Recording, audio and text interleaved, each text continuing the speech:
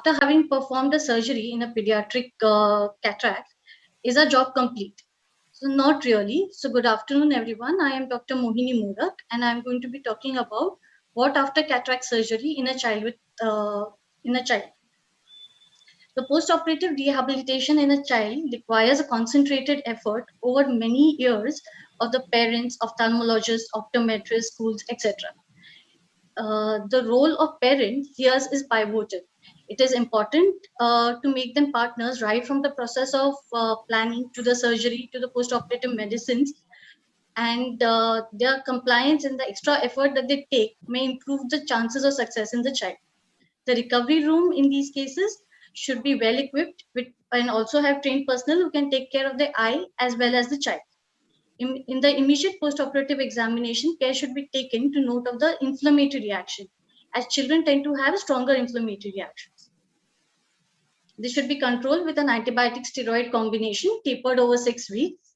The dilatation should be maintained with atropine in younger children, and older children, humide is sufficient. Systemic steroids can be given in those cases where severe inflammatory reaction is anticipated, like in traumatic cataract. In cases with complication, should be reviewed every weekly until an improvement is noted. The first follow-up for an uncomplicated case should be around 2 to 4 weeks, a little later for the pseudophakic children. If possible, the child should undergo refraction and the glasses dispensed at this very visit. In a pseudophakic child, it is important to mention to the parents that the surgery will not eliminate the need for glasses and frequent changes might be necessary. Any residual refractive error, especially astigmatism, should be corrected. Below the age of 2 to 3 years, single vision lens with a near focal point of around 50 to 60 centimeters is sufficient. However, above this age, a bifocal segment should be added. Flat top D-shaped or executive bifocals are preferred in children.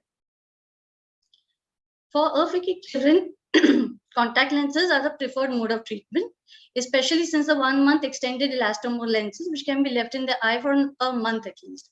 Rigid lenses need to be instilled and removed every day.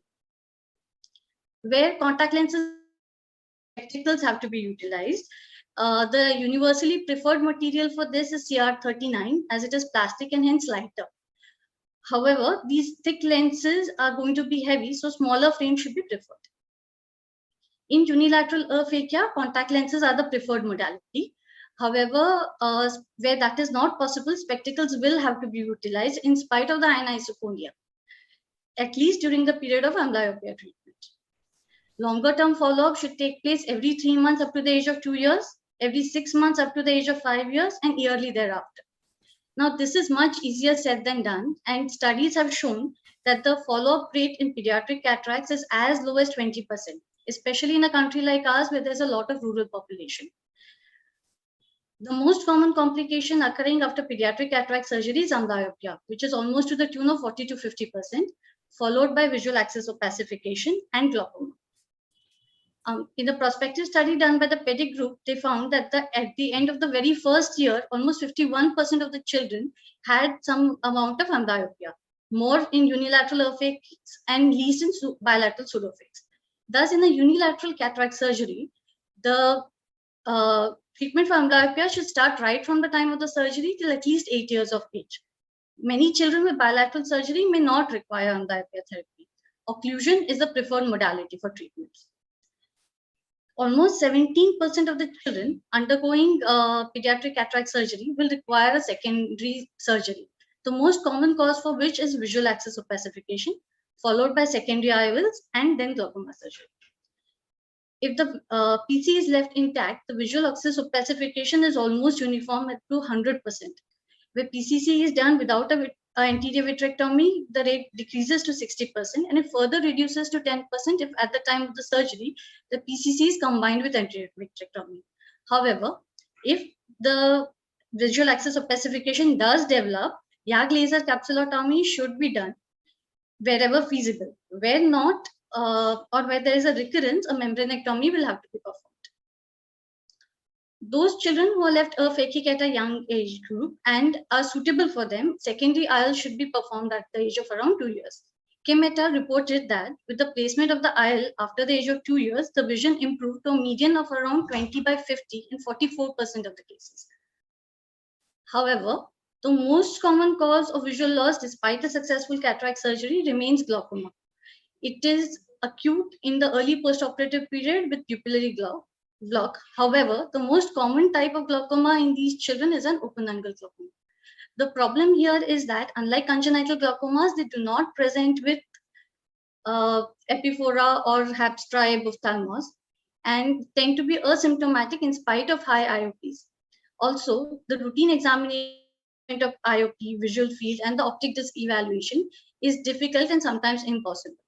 Thus, a high index of suspicion and maybe repeated EOAs will be required to clinch the diagnosis. Unlike congenital glaucomas, the management primarily here is the medical therapy with beta blockers, carbonic anhydrase inhibitors. Even pilocarpine has a role in, especially in aphakic children.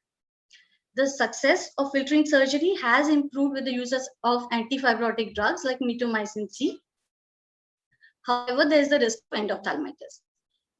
For those who do not, even the trap fails, glaucoma drainage further improve the chances of management in a glaucoma patient. Cycloablative procedures are reserved for those children who have a low visual potential. Thus, it is important to mention that diagnosis of glaucoma following pediatric cataract surgery requires a lifelong surveillance and a continuous assessment of the problem. This re-stresses the main issue that a long-term follow-up, which unlike adults, which is only 4 to 6 weeks, here's a long-term follow-up over many years, is very important in these children. The MIRROR study found that 92.7% of the children required some kind of a clinical intervention during a prospective follow-up visit. So, and not only that, 38.8% of these eyes gained more than one line of visual acuity due to these interventions. So, to conclude, alongside a good quality care before and during cataract operation, a careful post-operative care and long-term follow-up are essential for a good outcome in children undergoing cataract surgery.